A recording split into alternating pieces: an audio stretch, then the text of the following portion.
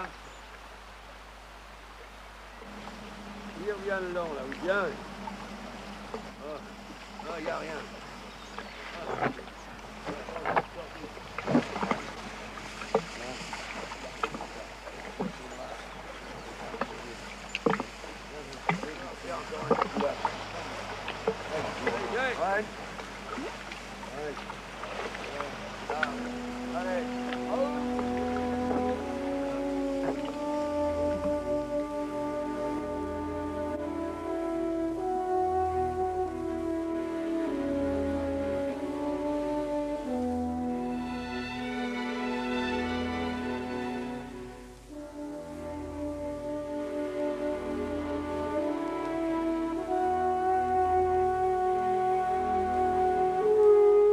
C'est malheureux de noyer des coins comme là, quand même, parce que c'était joli, puis il y avait du monde, là. Mais ça sera un coin que je regretterai. On a passé une bonne partie de notre vie, là, on était heureux, on vivait en famille, on vivait...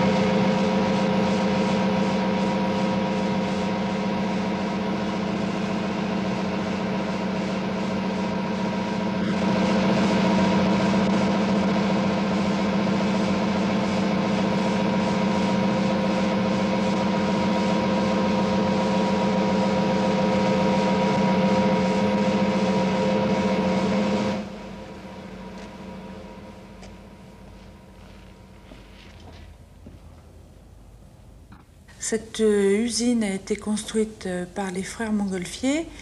Les premiers papiers qu'on retrouve, c'est les papiers d'acquisition des terrains qui remontent à 1832. Et la construction en elle-même a commencé en 1834. La construction a duré plus longtemps que prévu et je crois qu'ils se sont un peu essoufflés financièrement. Et les frères Montgolfier, je crois, n'en a jamais fait tourner l'usine ici.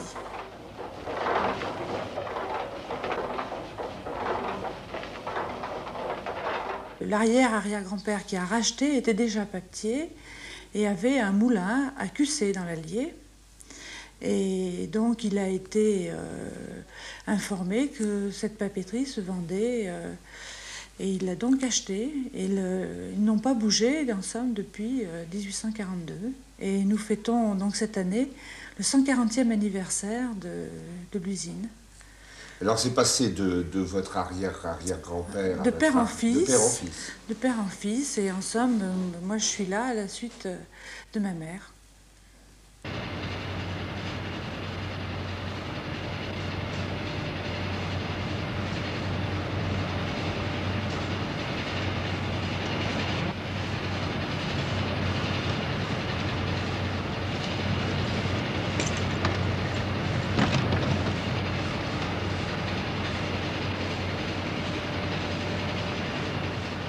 J'ai toujours vécu ici. Oui.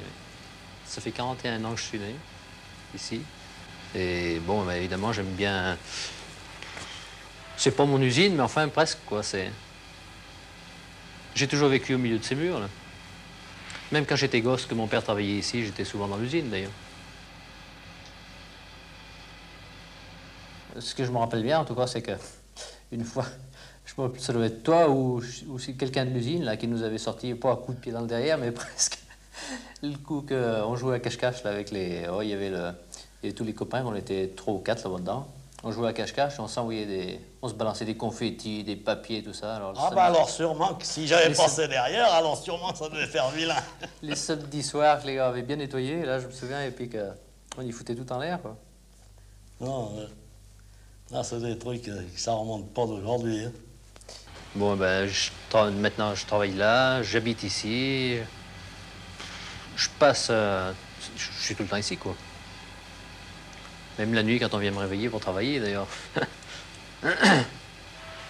Vous avez le sentiment d'être dans vos meubles? Un peu, oui, quand même, ah oui. Ah ben, ça ne sera pas sans les larmes à l'œil, certainement, que je vais voir disparaître l'usine, ça, y a pas de doute. Notre fille Papette, là, on l'a toujours connue comme ça.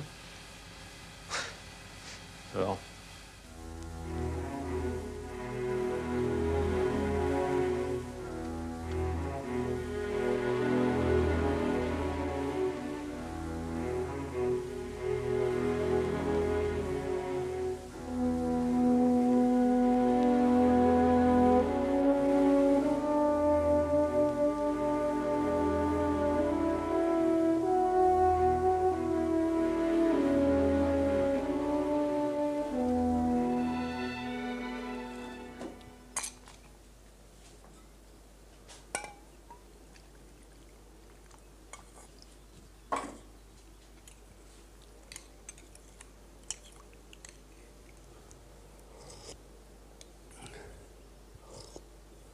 Quand j'étais enfant, j'ai été élevé au papeterie de Villeray. Avec mes parents, je vivais. À l'âge de 9 ans, je suis parti dans les fermes. J'allais à l'école. Et après 22 ans, je suis rentré au papeterie. J'ai fait tous les métiers.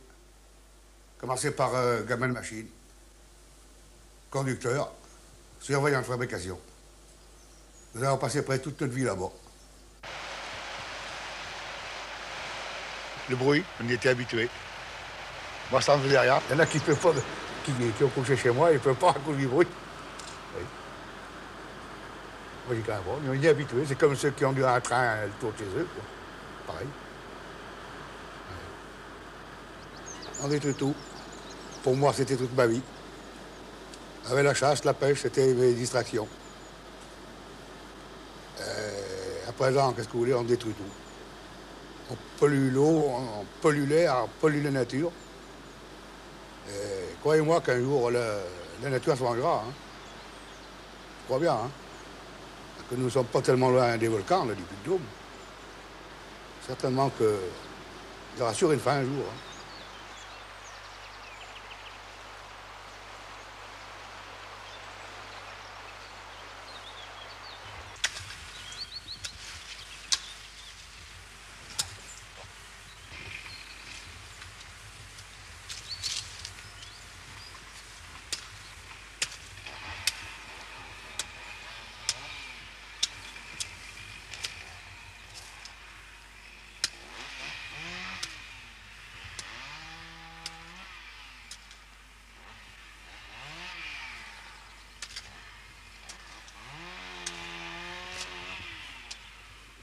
Vous êtes né ici, monsieur? Oui, tout le temps. Père en fils, la maison, là. Depuis 200 ans. Depuis 200 ans, vous vivez ici. Et vous faites quel métier? Oh, paysan, puis alors la pêche un peu. Puis on allait faire quelques journées, mais paysans, surtout, puis on avait du vin. On avait tout là, sous la main. On fait la pêche un peu, là, tout, là. La culture, la vigne, le blé. Et vous, madame, vous vivez ici depuis combien de temps? Moi, ça fait 24, 25 ans. Voilà. Vous étiez de la région? Non. Non, je suis née dans la Meuse. Ah, dans la Meuse? Ah oui, c'est pas tout. Entre Verdun et Sedan. Et je suis née ici, oui, mes parents étaient réfugiés dans l'Allier. Puis j'étais travaillée à Rouen. Puis je suis venue ici avec des patrons, et puis voilà, je me suis mariée ici. Vous avez une extinction de voix, hein? Hein? Oui. Vous avez attrapé froid? Non, pourtant non. Ça fait 2 jours, je suis comme ça. Mais dites-moi, ici, l'hiver, ça doit quand même être un peu dur. Non, vous vous sentez pas un peu isolé? Si, moi. Vous, oui. Mais l'hiver. Mais pas l'été, l'été c'est agréable.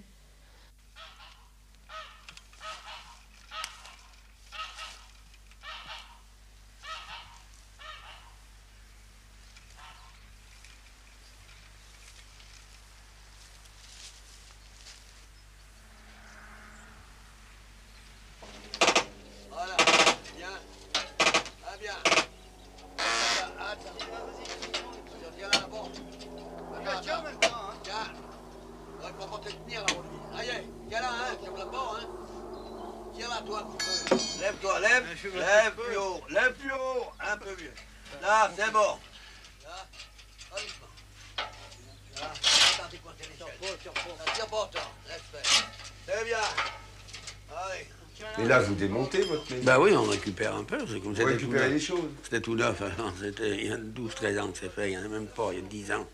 Alors, comme c'est nous qui en avons tout fait par nos moyens, il vaut mieux comme y récupérer. Donc ça peut bien nous servir. On a prévu les ouvertures pour. Ce qu'on a acheté, c'était pas assez grand pour mes enfants. Alors, il faut qu'on fasse faire 2 pièces. Alors on a fait les pièces, la dimension des ouvertures qu'on avait là. Allez, Marcel. Allez, oui, Marc, doucement, je me pousse. Allez, moi. Allez, pose les chaînes. Allez. Parce qu'on était habitués, là, bien. On était bien habitués, là, puis bon. On a le petit bain, les voisins qu'on a là, on ne sait pas ce qu'on trouvera. On sait ce qu'on perd, on ne sait pas. Quand on a vécu dans une maison toute sa vie, si on avait que 20 ans, ça irait bien. Mais là, faut se refaire quand même.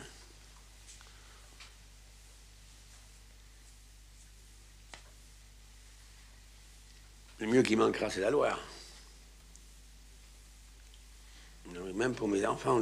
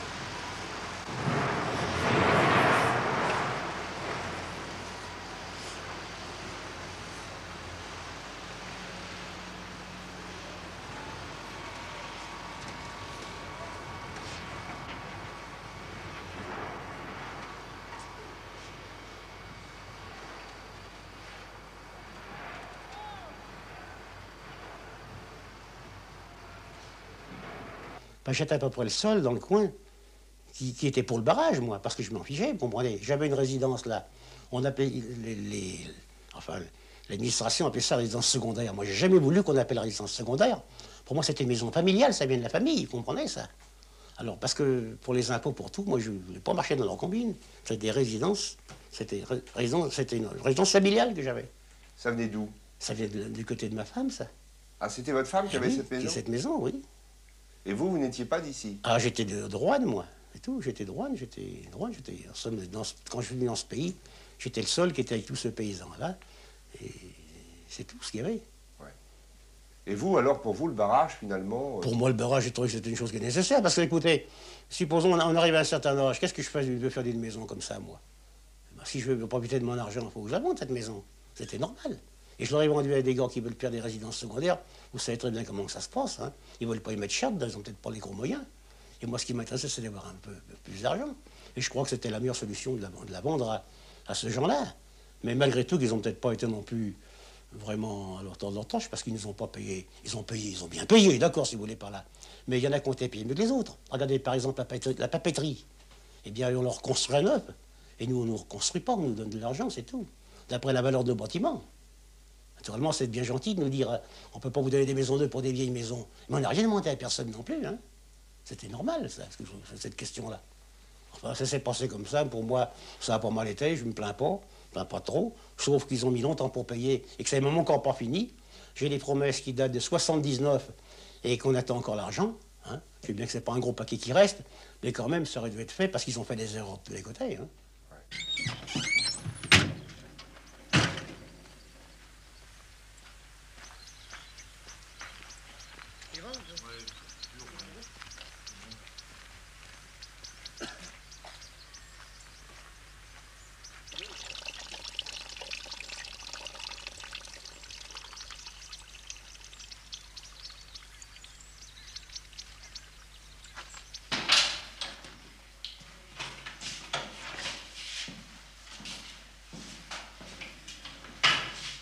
Ici, je suis ici depuis 1938. J'ai 41 ans. Vous avez plein de souvenirs ici? Ah oui, c'est sûr. Hein. C'est sûr. Ah, oui. Si on était dédommagé encore à conséquence, mais ce qu'on me donne ici ne me suffit pas, je vais me reclasser là. Ça ne suffit pas. Ce qu'ils nous ont donné. Vous êtes forcé de prendre des emprunts? Je n'ai pas pris d'emprunt, non, parce que j'avais un peu d'argent, mais autrement, c'est pas ce qu'ils m'ont donné que je voulais me reclasser, non? C'est sûr. Ah oui. C'est qu'ils sont pas trop généreux, hein. C'est qu'ils me prennent quand même près 5 hectares de terrain, plus les bâtiments. Et là où j'ai 63 heures, c'est tout. Et les bâtiments que je fais tout rénover et reconstruire une partie. Et puis tout l'environnement, toute cette nature, tout ça, ça sera fini. Ah ben, ça sera fini, oui. L'eau passe par-dessus le toit de la maison, alors. Ah, ça manquera, sûr que ça manquera. Ça plus le même site, là. Ah, il y a une jolie vue où je vais. C'est question de ça, si c'est pas mal, mais enfin, ce sera plus les bords de Loire. L'été, il y a du monde. Le moment des vacances, surtout juillet et août, hein. C'est 2 mois qu'on travaille le même, là. Juillet à août. Mais l'hiver, c'est la morte saison, l'hiver. Vous aviez des chambres ici? Ah non, c'est juste le café et le restaurant. Okay.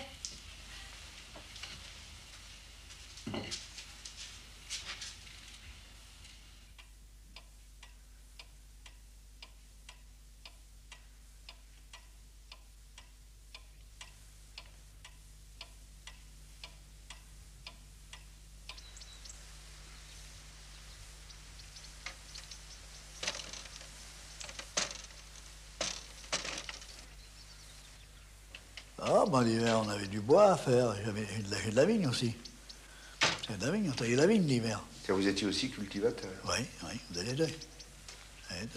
Et ça, ça va disparaître aussi? Ah, ben c'est tout noyé, ça disparaît tout. Ah, il me reste juste la vigne. La vigne, elle est de l'autre côté sur Cordel, mais tout ce qui est sur Bully, ça disparaît tout. Là, ils m'y prennent tout, quoi.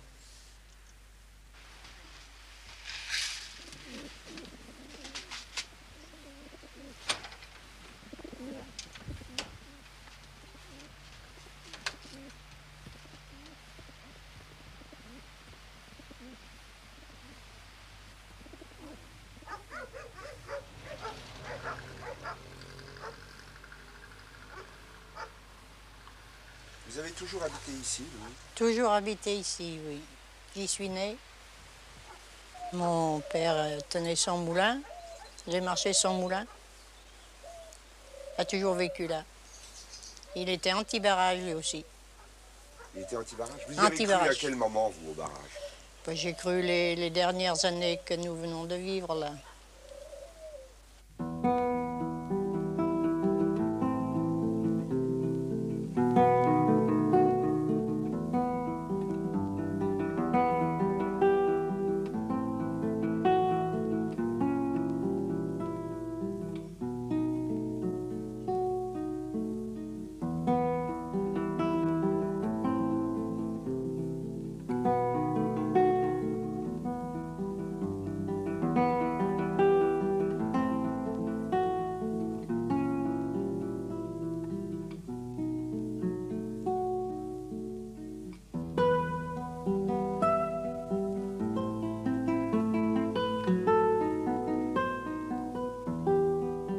Là, on s'était modernisé avec le temps. Il nous manquait en somme rien. On vivait avec nos souvenirs. Alors ce qui va en résulter par le futur, là, c'est autre chose. C'est malheureux de noyer des coins comme là quand même, parce que c'était joli. Il y avait du monde. C'était des coins réellement bien. Vous vous sentez un des plus touchés de la vallée? Oh oui. Oui, parce qu'ils me prennent tout ce que j'ai, ma maison et mes terrains. Donc il ne me reste plus rien. Et les autres, ils en prennent, mais ce sont les maisons. Puis il n'y a pas beaucoup de paysans dans la Loire comme moi, il n'y en avait guère. Et c'est des gens qui vivotaient, qu'est-ce que vous voulez qu'ils foutent là-dedans? Ils y touchaient à tout, ce gens-là. Ils faisaient un peu de culture, un peu de vigne, la pêche. Moi, j'ai vu dans la cour, là, vous voyez, qui est à côté, là, eh bien, j'ai vu, moi, des grandes panières à linge, vous savez, qu'il y avait en campagne, pleines de poissons qui avaient été pris à la pêche. Et ce gens-là, dans le temps, les gens qui étaient cultivateurs, eh bien, les poissons, ils allaient vendre leurs poissons au marché, le vendredi. Hein? Maintenant, c'est interdit. Vous avez vu les maisons actuellement telles qu'elles sont. Ça respire pas quand même des gens qui gagnent de l'argent, parce que les maisons, c'est presque abandonné. C'est pas des maisons qui sont bien tenues. Ça respire plutôt la pauvreté qu'autre chose.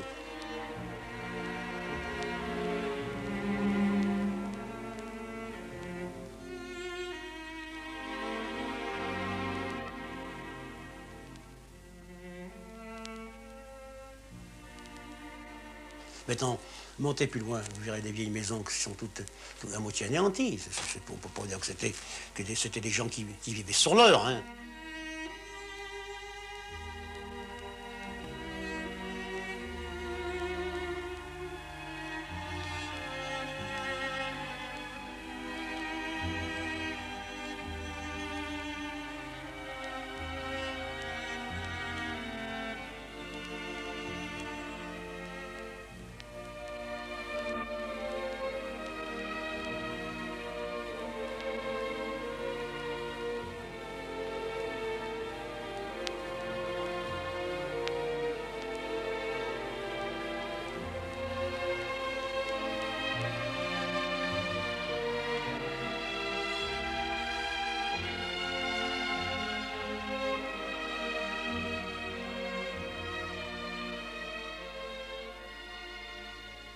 Ah, c'était quand même joli. Hein. Nous, voyons les trouver tout à fait normal, quoi. Donc, vous savez que c'est bien, vous êtes un truc, c'est merveilleux. Nous, on rigolait, on parlait d'une affaire, voir des rochers, puis on les trouvait pas bien. Mais quand on va regarder des photos, qu'on voit, moi, ça m'est arrivé de faire des photos, eh bien, ou de voir des photographies qui étaient faites par d'autres personnes, eh bien, on voit quand même qu'il y a des jolis coins tout de même. Hein. Il y a quand même des jolis coins.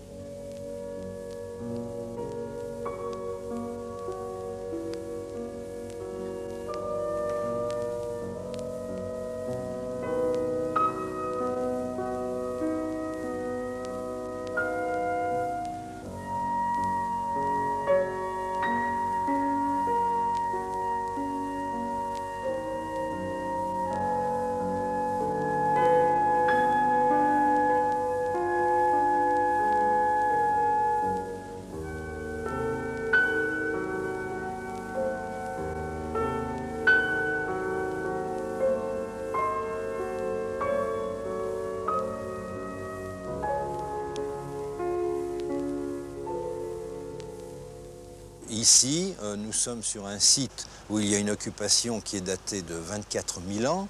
Un petit peu plus loin, il y a une occupation qui est datée de 12 à 18 000. Et puis un petit peu plus en amont, on a une occupation qui correspond à l'occupation du site par l'homme de Néandertal, il y a environ 45 à 50 000 ans.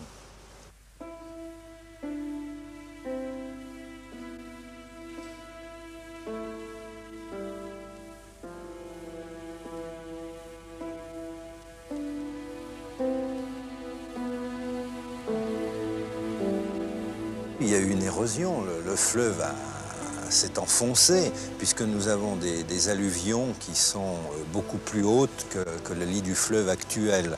Et justement, une des phases récentes de l'occupation au Paléolithique des gorges de la Loire nous permet de penser que le fleuve coulait environ 13 mètres au-dessus de son niveau actuel il y a environ 15 000 ans. À une époque indéterminée, bien entendu, la Loire coulait à ce niveau. Ensuite, latéralement, des sédiments sont venus combler cette cuvette après que le fleuve se soit enfoncé plus loin. Et immédiatement, l'homme est venu occuper l'emplacement de ce site qui devait être important pour eux. Et dès que le fleuve s'est retiré, à la partie la plus basse, on trouve déjà une occupation humaine immédiatement au contact du rocher. C'est le niveau 6 qui correspond à une occupation de l'homme de Néandertal. Là, on a installé un bâtiment qui fait 500 mètres carrés et qui recouvre à peu près 1/6 du gisement. Et sous ce bâtiment, nous avons mis en évidence 4 habitations paléolithiques gravétiennes, plus des fosses qui avaient été creusées latéralement.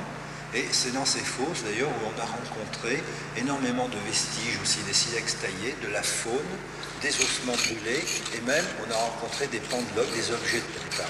Il y avait dans ce secteur peut-être des facilités de ravitaillement, sans doute la nourriture qui a attiré à toute époque les hordes préhistoriques qui se sont installés véritablement en force avec des campements solides. C'était déjà des villages avec de très grandes huttes qui arrivaient à atteindre environ 4,50 m à 5 m de diamètre et qui étaient creusées dans le sol, c'est-à-dire en partie enterrées pour échapper sans doute au climat qui était très rude.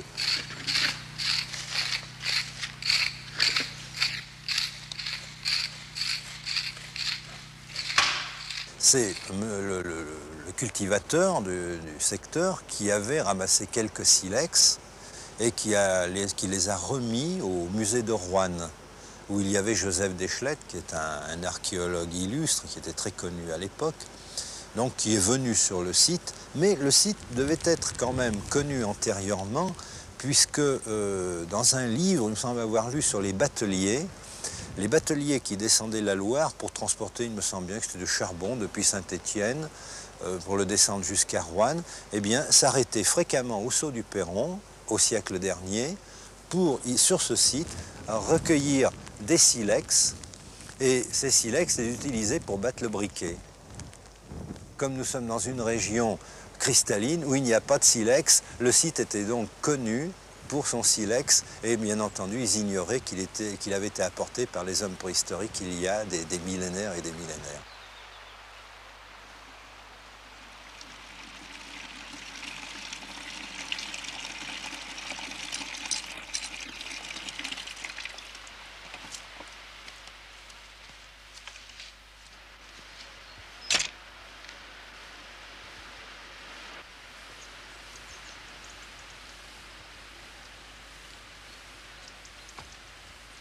C'était moi la meunière, mais que depuis 57.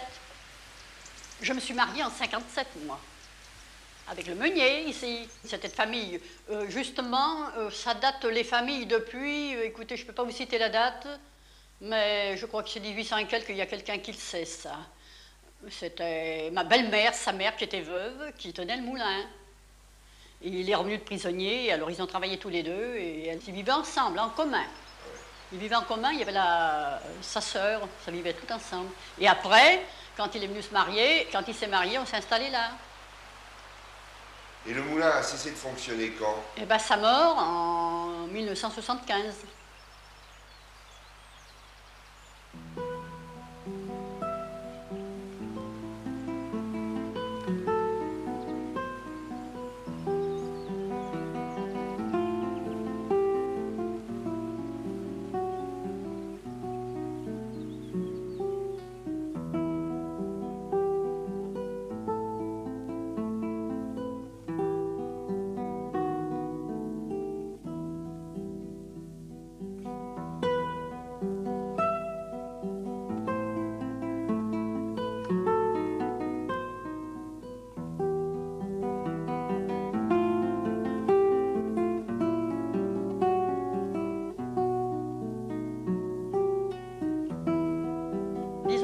Moi, j'avais d'abord ma belle-sœur qui est décédée depuis, ça fait 2 ans et demi.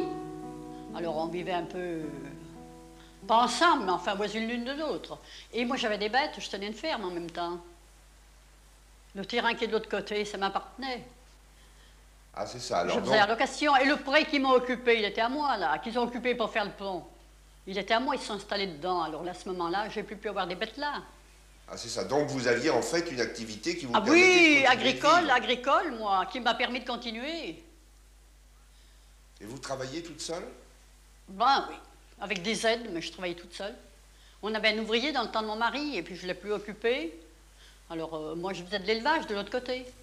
Oh, ça me faisait du travail, vous savez, C'est pour ça que pour moi, le barrage, disons que c'est pas vexant pour moi. J'admets que cause du barrage, il y a des gens qui sont partis aussi, pas, mais ça fait rien, je ne sais pas. Ça fait partir un peu les gens, hein. Évidemment, les jeunes disaient pourquoi s'installer, puisqu'il y aura le barrage qui se fera. Mais même sans ça, je ne sais pas s'il serait bien installé, hein. Pas sûr. Mais c'est pas rentable, la ferme. C'est les côtes. C'est pas rentable. Les autres fois, c'était des vignes dans les côtes où les gens faisaient beaucoup de vin. Mais il n'y en a plus de vignes. Tout ça, c'est du travail pas rentable maintenant. C'est ce qui fait que les gens, les jeunes, ne s'y installent pas.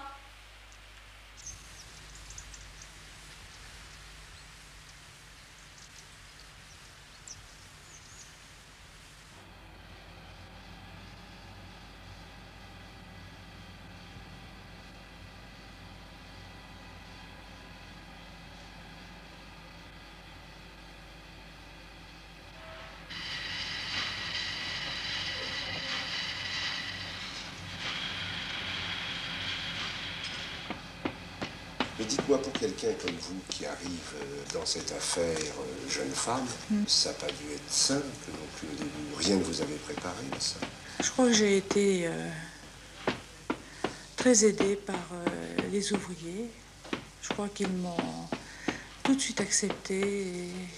Ouvriers que vous aviez connus enfant. Enfant, oui, qui m'avaient connu enfant. Qui vous avez connu enfant et qui vous ont vu revenir comme ça pour progressivement prendre la direction de cette affaire. Et pour eux, ça a été une acceptation. Ah oui.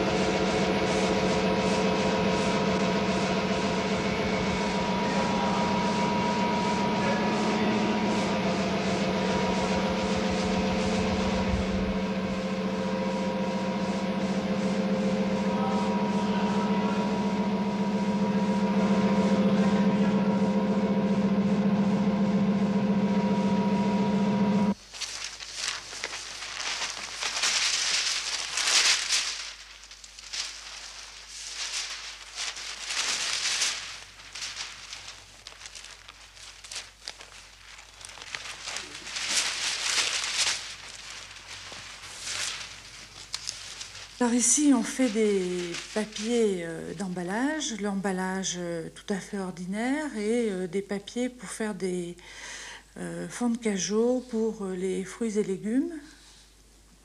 Et puis, une spécialité, on a une petite part dans les jeux et jouets. On fabrique donc des confettis et des serpentins.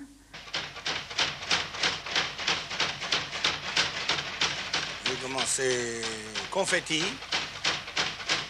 à la main, pas bobine comme c'était là. À la main? À la main. Il fallait mettre le papier à la main, il fallait prendre avec une pelle dans les sacs, pilonner à la main.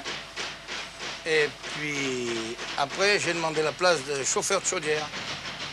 J'ai fait 4 ans chauffeur de chaudière, 4-5 ans. J'ai les 3-8. Et puis après, je suis le directeur m'a remis au confetti en haut. Voilà, c'était déjà plus moderne. Ça venait par aspirateur, ça faisait... on faisait des confettis. Enfin, j'en ai fait quelques tonnes. Si je savais les tonnes que j'ai fait, bon, on arrive à faire une tonne en 8 heures. En étoile. C'était dur, les conditions de travail? Oh, non, il ne faut pas dire que c'était dur. Une affaire qui était dure, c'était la réparation des machines. Parce qu'ils ne voulaient jamais, c'était des vieilles machines, ils ne voulaient jamais qu'une machine se casse. Et la machine, elle se casse. Autrement, on n'était pas embêtés. On avait tant de sacs à faire en 8 heures. On en faisait plus. Ben, on nous donnait combien? Ouais. Hein? 25 sous pour commencer. Ensuite, tant de sacs qu'il y avait la prime, quoi. Oui, une petite prime. Mais on la faisait. Vous étiez bien payé d'une façon générale ou plutôt pas très bien payé? Ah ben c'est un malheur, c'est qu'on n'en avait pas trop. Moi, je suis sorti, le dernier mois, je suis sorti à 230 000. Et encore ma fiche de paye. Et on m'en donne à la retraite à 215. Qu'est-ce que vous voulez, moi? J'aimais autant prendre ma retraite que travailler.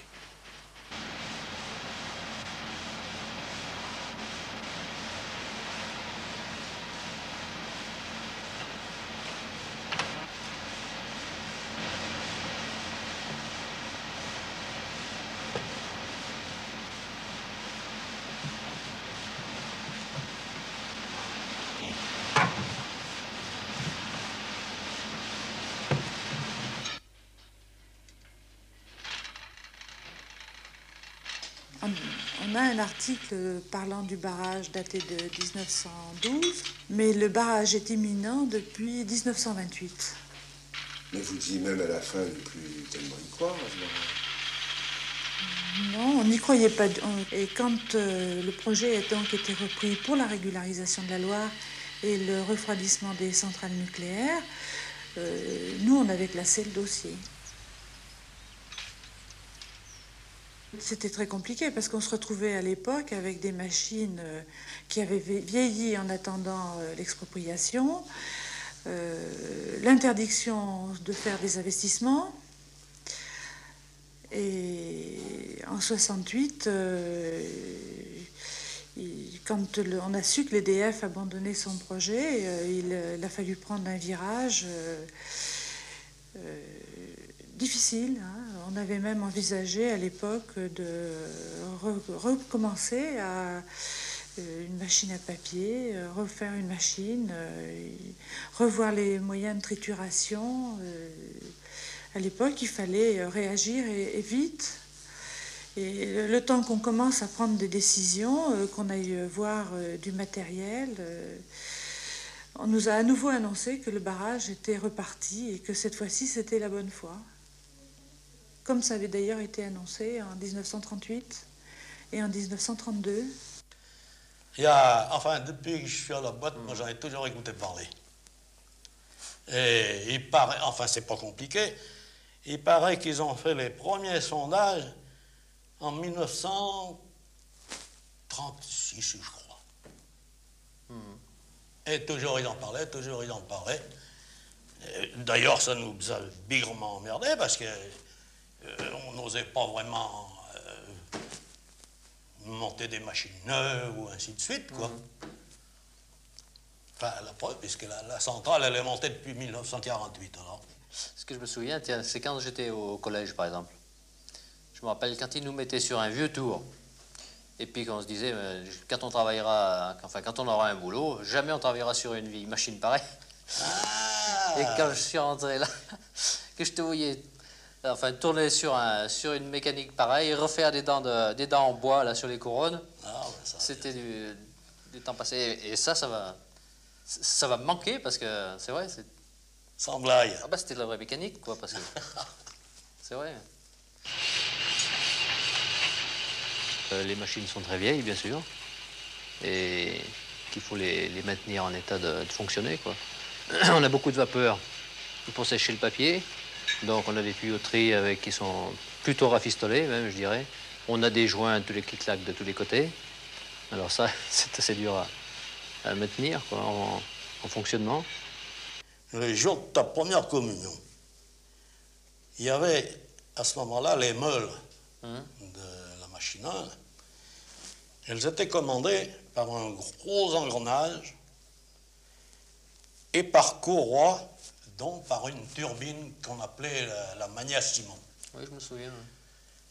Et un beau jour, un dimanche, évidemment, un samedi, toutes les dents fusillées. Toutes les dents de la couronne? Ouais, ouais.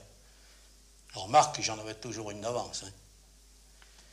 Hein. Et j'ai monté même chercher un des gars là, qui habitait à Saint-Maurice, l'autre du Bessy, et puis son frangin. On dit, il faut venir, il n'y a pas d'histoire. Alors on s'est mis à changer cette couronne. Une fois qu'elle a été en place, il n'y avait plus que vraiment qu'à bloquer tout le bidule. C'était 10 heures. Mais je dis, maintenant, hein, fini ceci, moi, il faut que je me taille. Je voulais aller à ta première communion. Mais, je sais pas, on s'y fait, puis je veux pas dire peut-être que c'était l'amour du métier, parce que je suis quand même pas... Mais enfin, il y avait un peu de ça quand même. Ah, bah, je n'aurais pas voulu que ce soit dit qu'il y ait une panne et puis qu'on la répare pas. Voilà, ouais.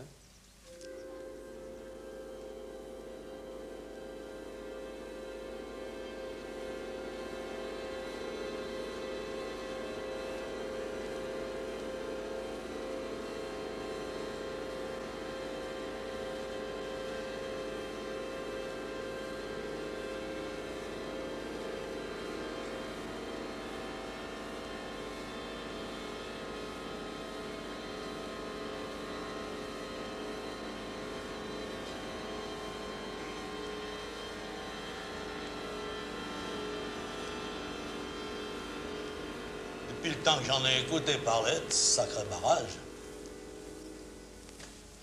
il n'y a que les derniers temps là, que je travaillais, que j'étais encore au boulot, ça avait l'air vraiment de prendre tournure. Ouais. Alors je disais, ce coup-là, ça y est, c'est moi qui vais déménager la boutique. Et puis total, ça fait 7 ans que je suis à la retraite. C'est moi qui vais la déménager. C'est moi qui vais la déménager. Un drôle d'héritage.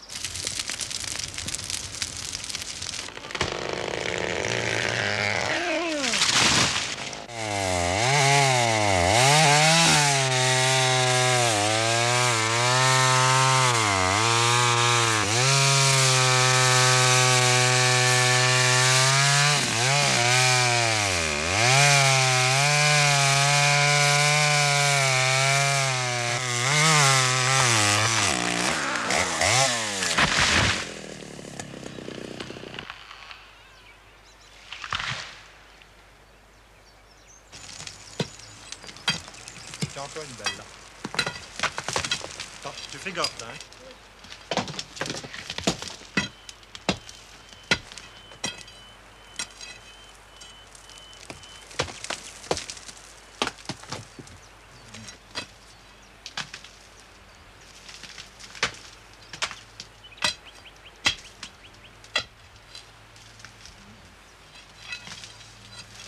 T'en vois pas là des belles. Non mais justement, on va attaquer en dessous. J'ai vu partir là d'un coup. Hein?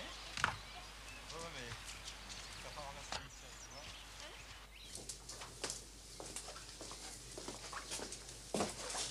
Ça pleuviote toujours, hein, dehors. Je te sers ton thé, Dimitri? Ouais, je vais. Tu m'en mets aussi, midi?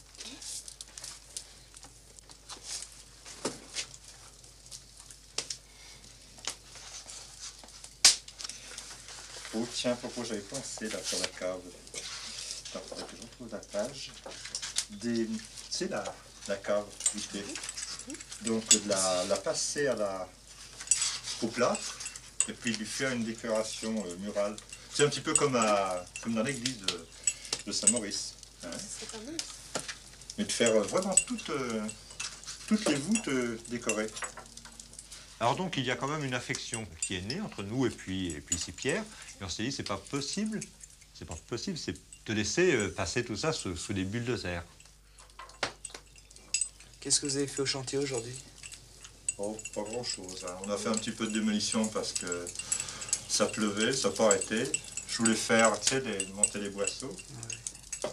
Alors, on a choisi en définitive la solution la plus simple du moment que c'était la chose qui nous faisait le moins de mal, c'est-à-dire ça a été de la remonter là-haut. Donc, on remonte cette maison parce que il est inhumain de laisser mourir cette demeure. Et ça, c'était une maison heureuse. On a toujours vécu heureux. Et tous les gens qui ont connu cette maison ont toujours eu un souvenir qui était très beau, qui était très chouette, d'avoir vécu des jours agréables là-dedans.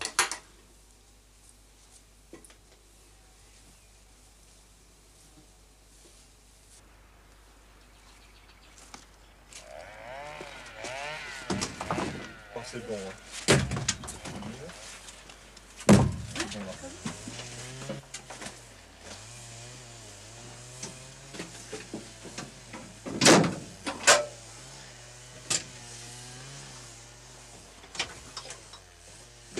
Donc tu penses à t'arrêter là-bas, hein? Ouais.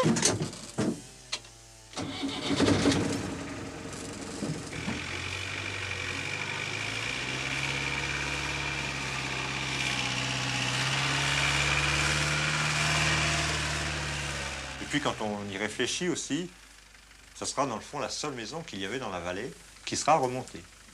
Toutes les autres, elles seront toutes passées sous les bulles ou à la dynamite si elles étaient trop costaudes.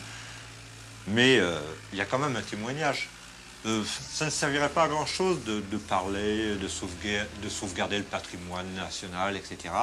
Et puis si des choses qui sont belles, qui sont vivantes, on doit toutes les passer, les laisser pourrir dans de la vase. Alors donc on s'est dit, pour cela aussi, en tant que témoignage, cette maison, elle mérite d'être remontée.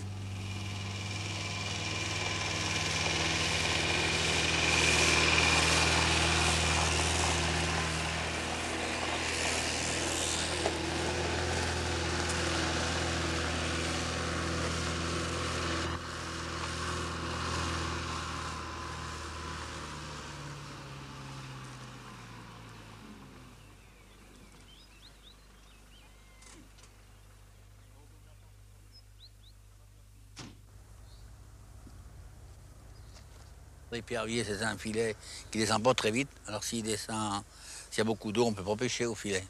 Et il y aura des endroits qui va y avoir 10 mètres, 12 mètres, on sera plus pêchable.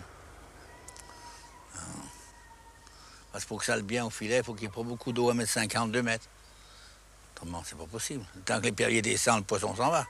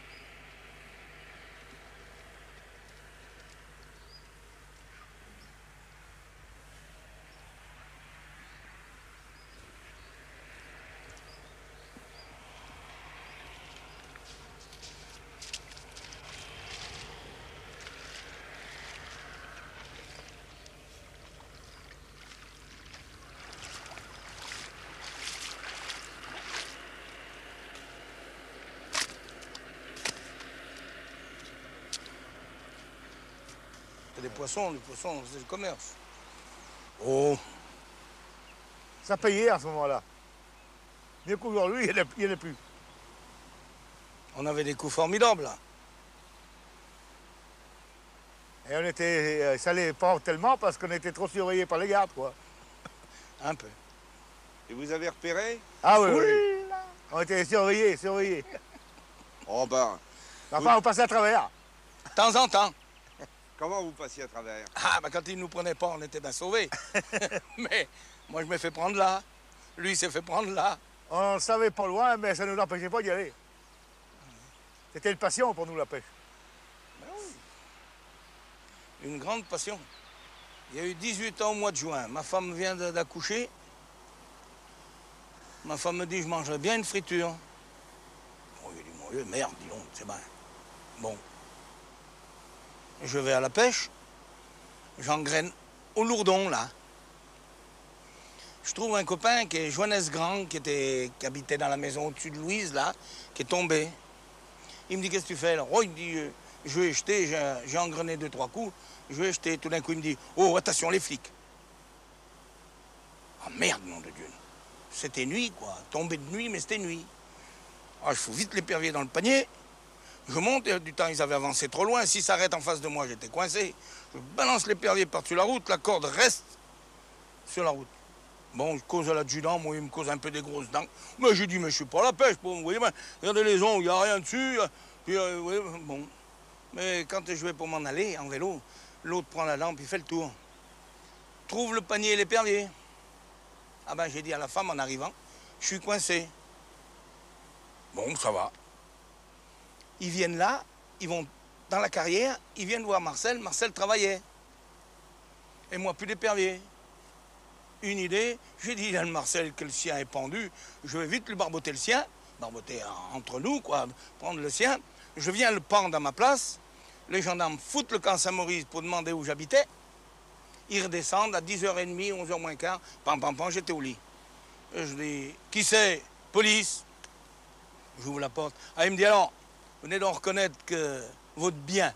Il dit, quel bien? Et j'ai dit, mon bien, moi, il est chez moi. Mon épervier, il est chez moi. Faites-nous le voir. Nous voilà partis derrière la maison. Oh là, il fait, ben, il devait y avoir un larron avec lui. Et rien du tout. J'ai perdu l'épervier, j'ai perdu le panier, mais... Pas de procès. Point de procès. De toute façon, on savait bien qu'on était surveillés, mais ils ne pouvaient pas nous empêcher d'y aller. C'était plus fort que nous. Il n'y avait rien à faire. Voilà. Et c'est pas...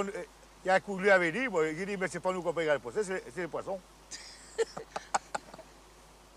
Ce que je me rappelle bien, c'est qu'une fois, j'avais hâte de te voir ressortir. C'était dans la Loire aussi, un peu plus bas, là. Il y avait un rocher, il y avait le Pépé, d'ailleurs, aussi, qui était avec nous.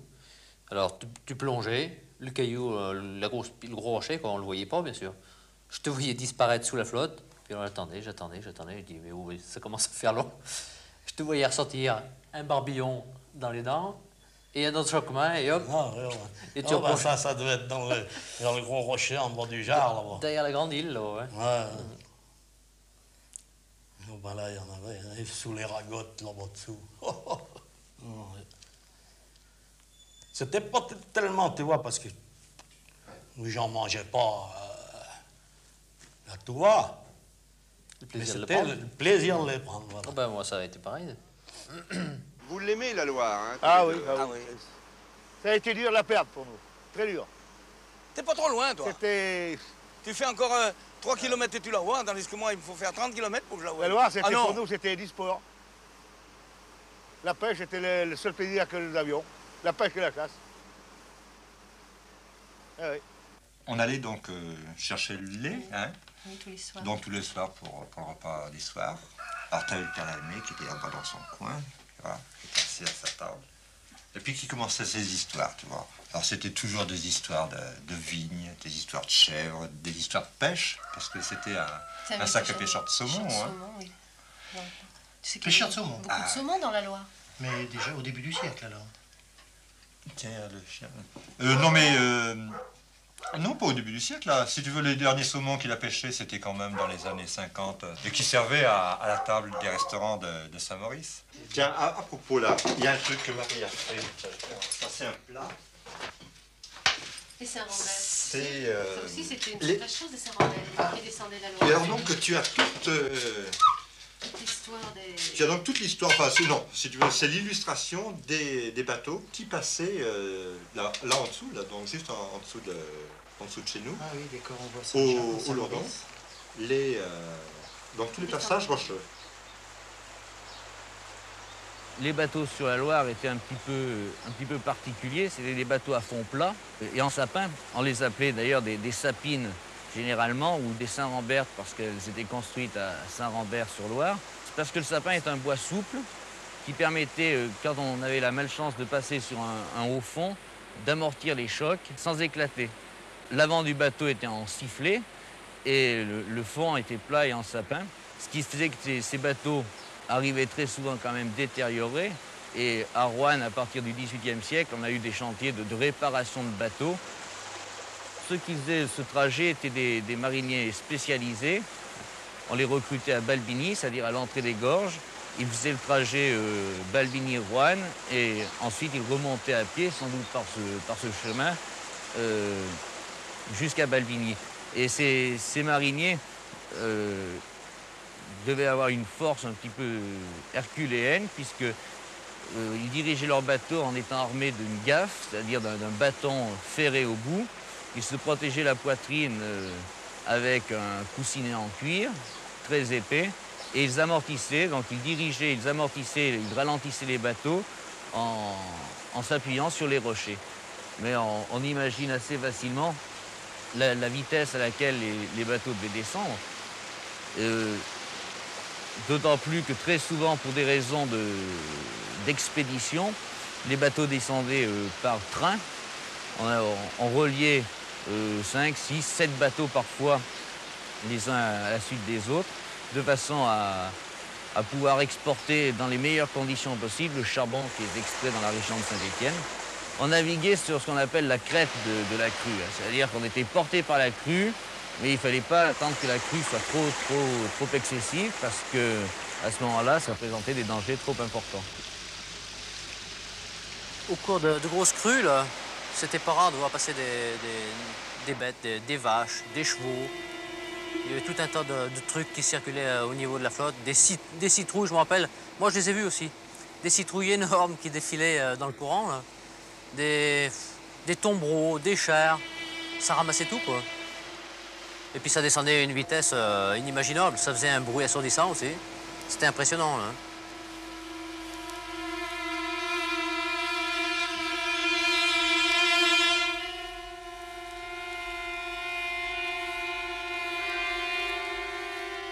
Toutes les fois qu'il y a eu des grosses crues, on a emporté les conséquences. Parce que tout le bois s'arrêtait dans le canal et on avait pour 3 semaines, un mois de travail, des fois, dans le canal de l'usine. Et j'ai vu des fois passer le bateau par la rentrée des voûtes pour dégager le dessous. Et croyez-moi qu'il y a des jours, on a fait du travail dans le Béal qui était très dangereux. Hein. Ça m'étonne qu'on n'y a pas laissé notre peau, nous. Hein. C'est sûr, hein. Ah oui. Et toutes les fois, c'était nous qu'il fallait faire tous les travaux, là. Ah, moi, j'étais content de pas y être la dernière crue parce qu'il y en avait... C'est très dangereux de travailler dans des conditions pareilles. Hein.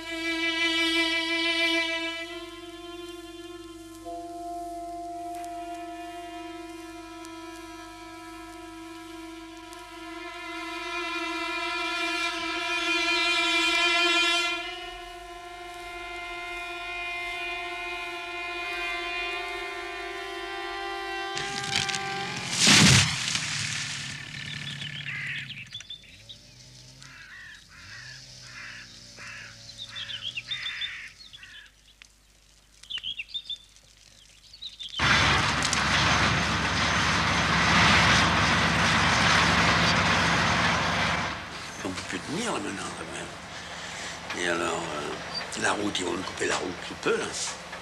Alors, avec les ravins, les cailloux qui vont rouler, les rochers, la mine, c'est impossible de rester. Alors, n'importe comment il faut qu'on parte courant décembre. C'est sûr. Même, oui, courant décembre. Et là, c'est fini. Voilà, oui.